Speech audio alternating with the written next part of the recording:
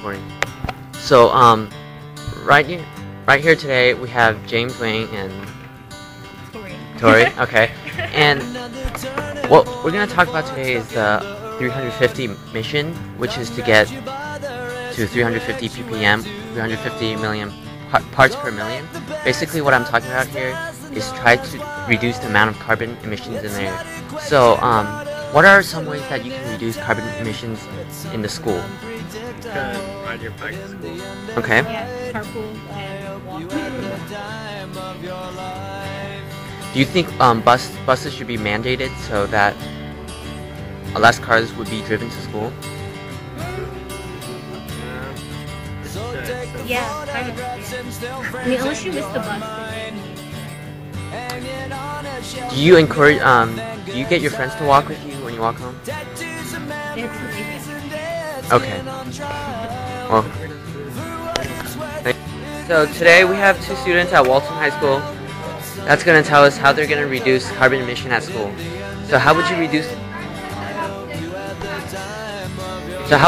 carbon emission at school?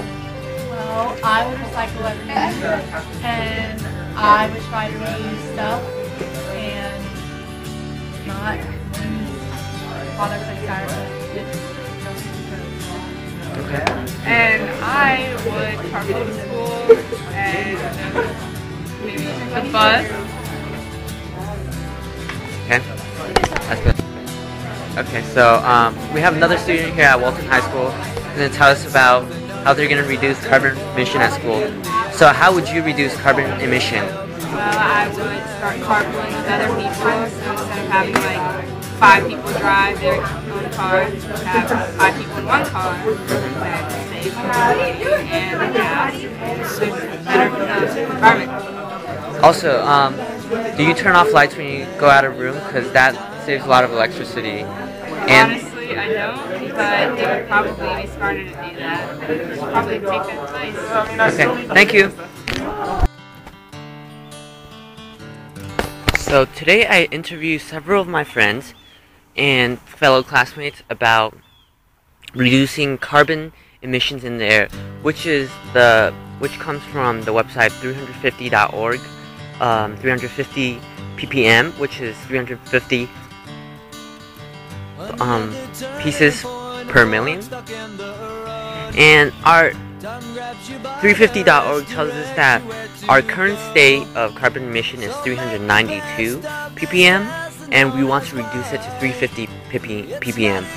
I've talked with several of the students at school, and they have told me some very healthy and great ideas to reduce carbon emission in the air. As of myself, I help reduce carbon emission by walking home every day and taking the bus in the morning. The buses at each school is meant to save gas. Parents don't have to take their students to school, which means less cars will be driven on the road, and that means less carbon emission into the air. Now, by doing this, we can save a lot of carbon from going into the air or the atmosphere.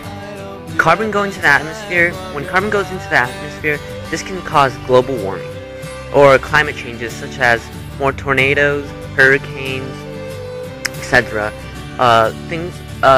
Weather events that would normally not occur would occur when we have global warming happening. This is very, very catastrophic to the Earth. More tornadoes will mean more damage to the buildings and infrastructure and to the cost of people's lives. What I also do at home is I unplug all my appliances when I'm not using them.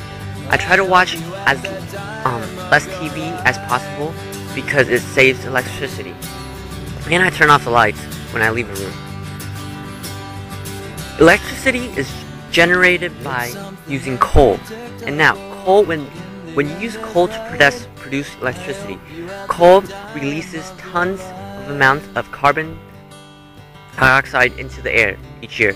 So if we just save electricity, whether it's in the school by turning off lights or on computers, or at home. We can reduce the amount of carbon emission into the air, and we can get closer to the goal of 350 ppm or below that, which means basically we'll be benefiting the Earth. The carbon emissions only pollute our air system. To sum up, carbon dioxide emission into the air is bad for both the environment and human health.